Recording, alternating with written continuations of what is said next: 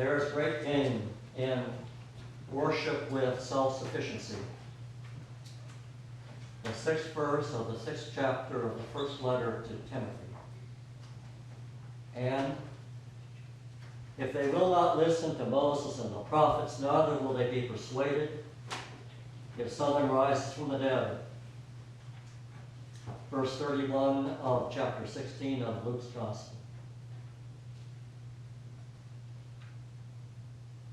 Never in 54 years of preaching had I ever titled sermons till I got here, but you folks are such fun. You inspired me with really wacky ideas. So 3 weeks ago the sermon was entitled The New Math. And then last week it was entitled The Art of the Deal. And so this week I have another one. It's from a 1961 movie based on a 1954 book.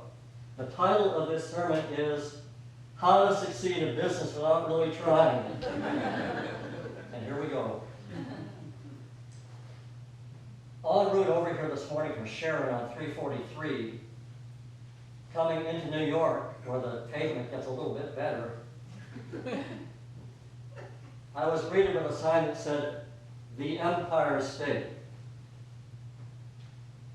It is, of course, not the official motto of New York. It's not anything passed by government. It's simply a nickname that was invented by the people that make your license plates. We've had it since 1951. It's like I'm from Michigan, and now our license plates read Pure Michigan. Or Connecticut is Constitution State. Anyone else? Another state? Sunshine State.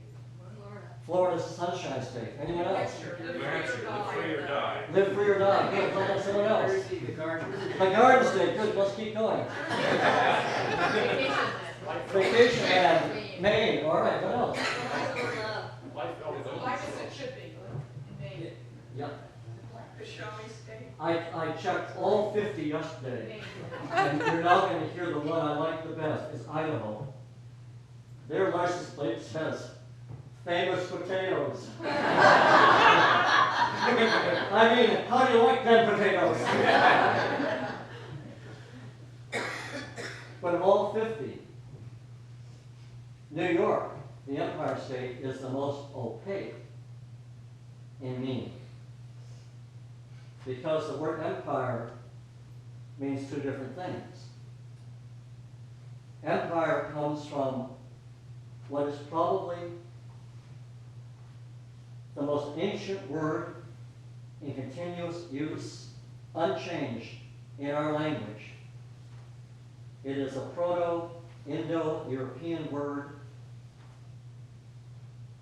per, P-E-R. It existed as far back as all language goes, and we're still using per today. It means through, by means of, or by. It comes into Greek in the verb poruomai, which means to move something forward, to push it ahead, to develop it, to gain on it. It's what we do in business.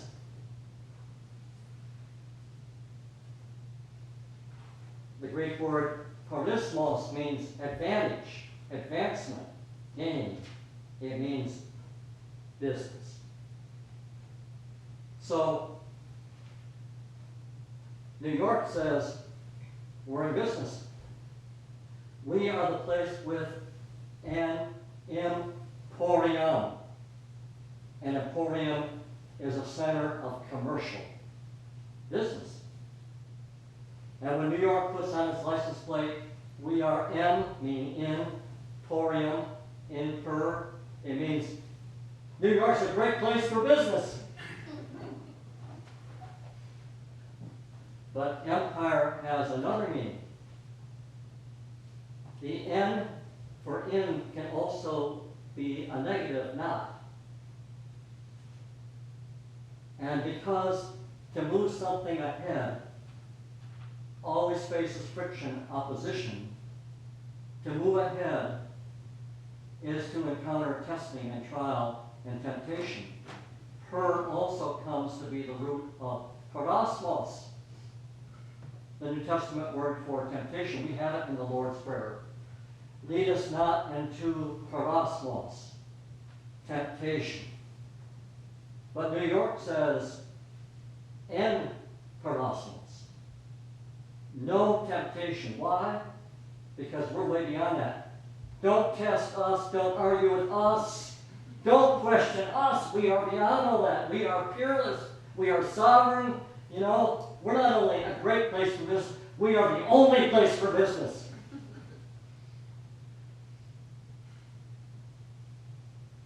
So the author of 1 Timothy writes in the first sentence, he says, I'll give it to you in Greek.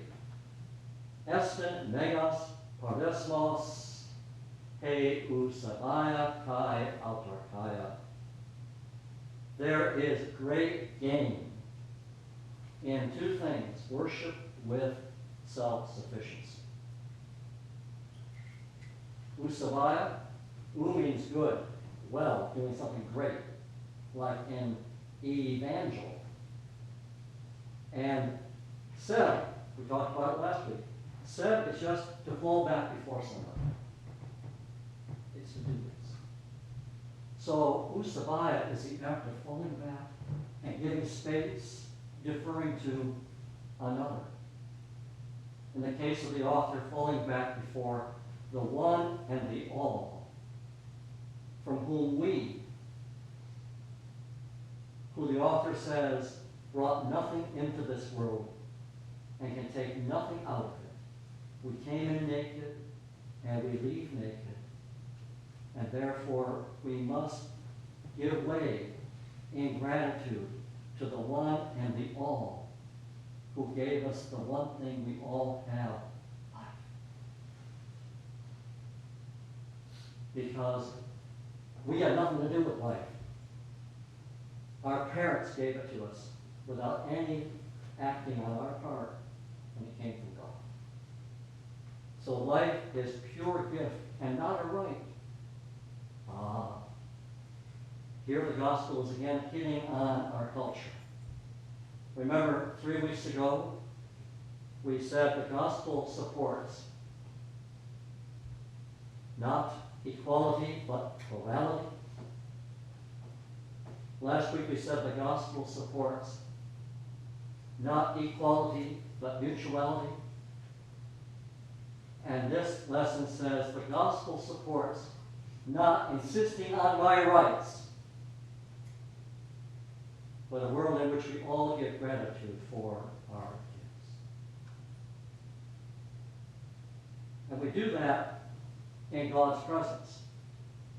And where God is present, Israel discovered centuries ago, is in what it called in Hebrew the kahal of God, the assembly. God is not just, we only know God because we are gathered together with the people of God, the assembly. We get together, we come to church. That's where we find God. We find God with one another in church. You know, up till the end of the 19th century, when we invented our Sunday schools, we thought that basically what we were to do was to turn Christianity into propositions which could be grasped cognitively. But then, as the world became more pluralistic and globalized, that wasn't possible because no one shared the same propositions. So then, in the 20th century, we said, actually, the only experience of God is internal, and I can express it individually, but we're all different. But in the 21st century, we now realize that actually, the only way to know God is to come within the bounds of what we call a cultural linguistic circle, the space, where we have repetitively the same hymns, the same prayers, where our children can learn the 10 Commandments, the Lord's Prayer, the Apostles' Creed, the Magnificat, the symbols of the church, the building, all this. We must come to this place if we and our children are to really know God. 25 years ago, I was asked by Trinity Church Wall Street to write a chapter in a book on spiritually alive churches. I was assigned to study St. John's Church in Essex, Connecticut, where the Connecticut River flows into Long Island Sound.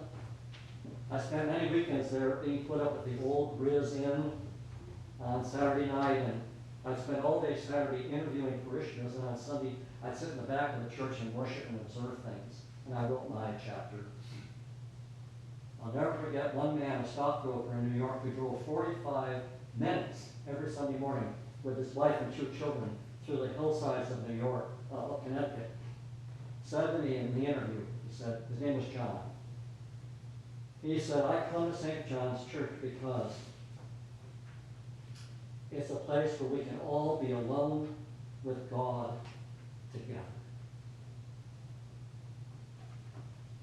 To be alone with God, but together. Because unless we are together, God isn't there to be alone.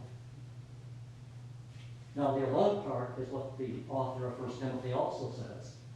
There's great gain to be had from worship with self-sufficiency. That word is autarkia. Auto means self, right? Automobile, automatic. Runs on its own. Self. And arkia simply means to be content, to be happy. Autarkia, to be self-satisfied, to be comfortable in my own skin with myself. That's all I need. I don't need anything outside of me to make me happy. One of the great poets, now dead, died in 2011, ranked now with Auden and Eliot and Yeats, is the Palestinian poet Taha Muhammad Ali. He was born in 1931 in Sepphoris, a small village north of Nazareth, a Palestinian Arab. At the end of fourth grade, he left school. When he was 16, he was engaged to get married to a woman he loved dearly. And that same year, in the Arab-Israeli War, the Israeli Air Force totally decimated his village, and his family fled to Lebanon. He never saw his love again. They eventually came back as Palestinian Arabs to Sepphoris. They had no money. His father was dead. He opened a small falafel shop, and eventually he moved to Nazareth, where he now even, until his death, he ran a souvenir store across from the Church of All Nations, which I've been in. He never got more education formally, but he loved books. He started reading Shakespeare and Milton. He gathered a group of Palestinian intellectuals around himself in a salon, and they became the non-PLO resistance to what was happening to the Palestinian people in Israel. So much so that his life was always threatened. In his 1989 poem entitled Fooling the Killers, he says this. Here's the poem. You lovers of hunting and beginners seeking your prey, don't aim your rifles at my happiness. It isn't worth the bullet. You'd waste a dime.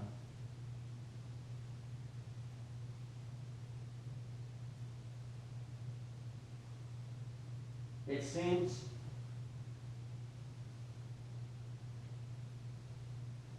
something so nimble and fine as a fawn,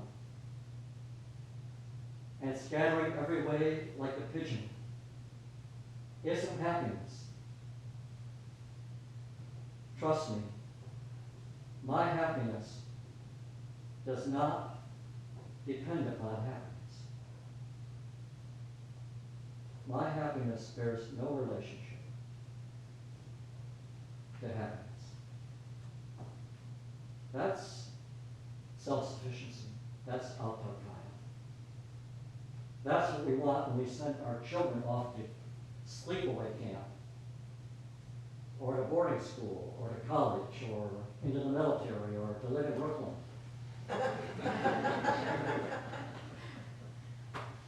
My happiness bears no relationship to the happiness around me. I am self-sufficient. There's great gain in worship with self-sufficiency. Notice that the two things go together. Love the Lord your God with all your heart, soul, and mind, and your neighbor as yourself.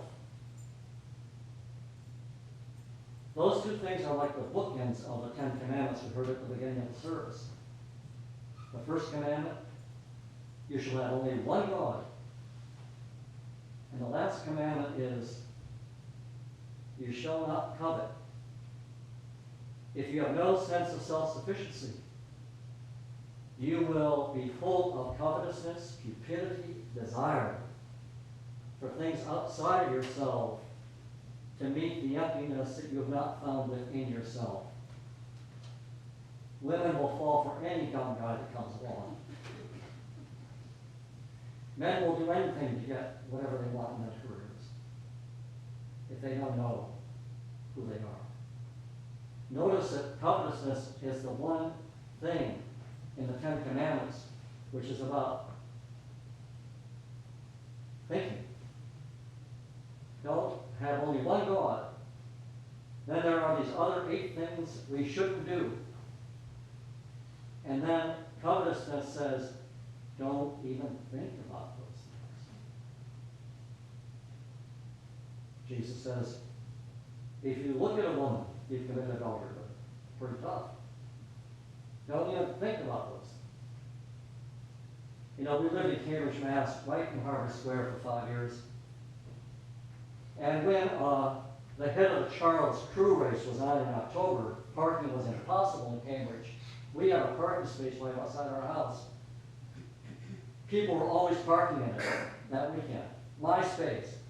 So I put up a sign, no parking. That did no good whatsoever.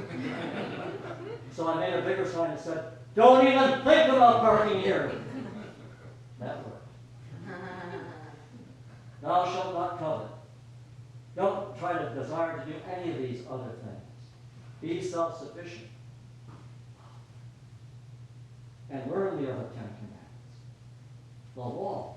Moses and the prophets, that's what it is. That is what the rich man in the gospel did not understand. He is dressed in purple and fine linen. Who am I to talk? He is dressed in purple and fine linen. And Lazarus is lying at his door. What is he wearing?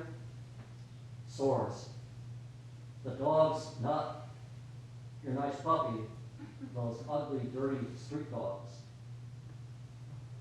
are licking up his sores.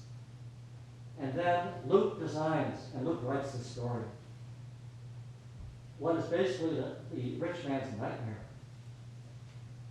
He knows he's going to die, and so he imagines he's dead. He's buried.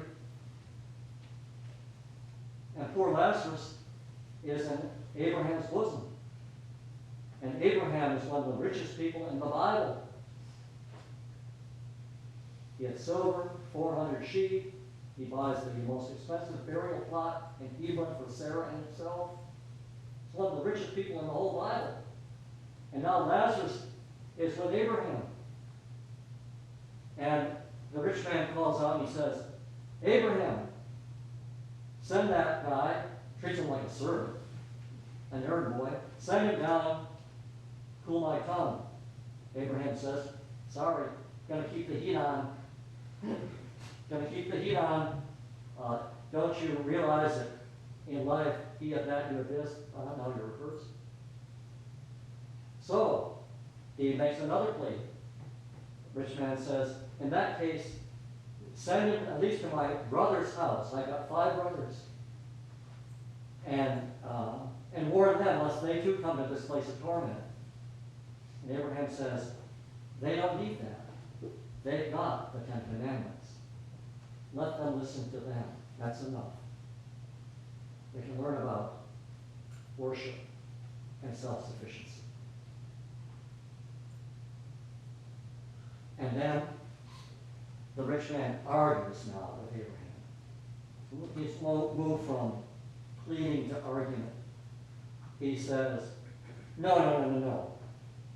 But if someone rises from the dead, if Lazarus would come back in an apparition as a ghost, and it's something they could see, then they would believe.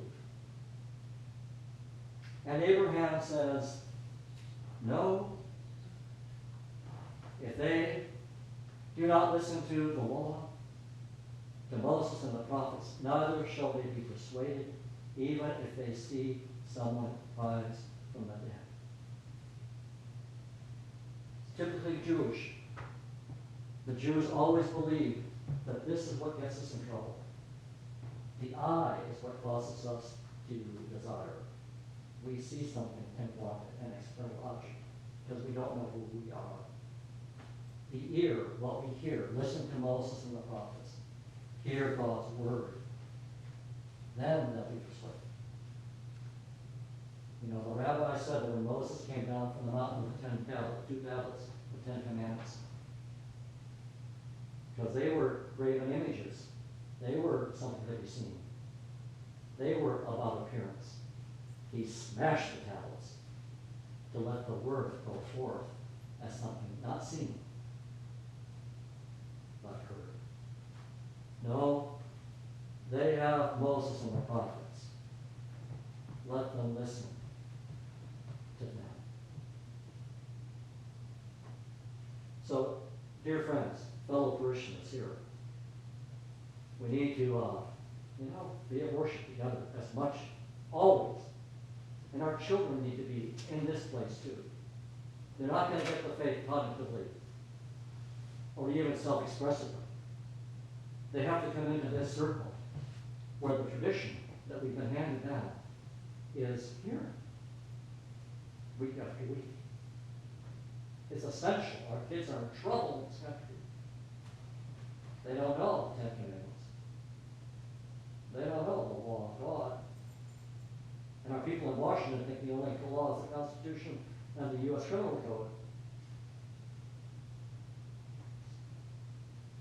We need to do that. I'm going to end with 2 stories. Last spring, I heard speak, tell his own life story. A remarkable man, some of you may know his name, Clayton Christensen, professor of business at HBS.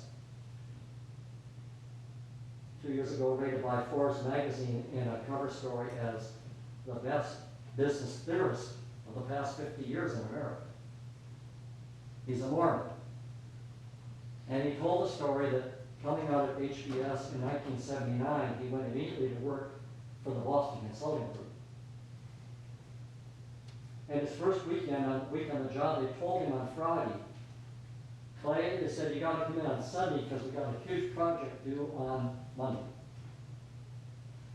He said, well, I don't work on Sunday. What do you mean you don't work on Sunday? He said, well, the 4th commandment is it's the Sabbath. And I have to worship the Lord my God. Clay, come on. Everyone in this firm works on Sunday. When you have to, you'll be here. No, I won't. I won't be here. The guy was incredulous. He walked out angrily. He came back to Clay 3 hours later and he said, okay, I talked to the whole team and they've agreed to come in on Saturday. Clay said, well, I don't work on Saturday. What do you mean you don't work on Saturday? Why do you work on Saturday? Because when I married Christine, I made the first commitment when I was 16, when I was 22. When I married Christine, I told her Saturdays would be hers because, the 6th commandment is about adultery. And I don't want to be in that. So I give God all of Sunday and Christine all of Saturday. And I'll work like crazy the other days of the week. What do you mean? And I walked out, came back 3 hours later and said, Clay, I talked with the team again. You do work on Friday, don't you?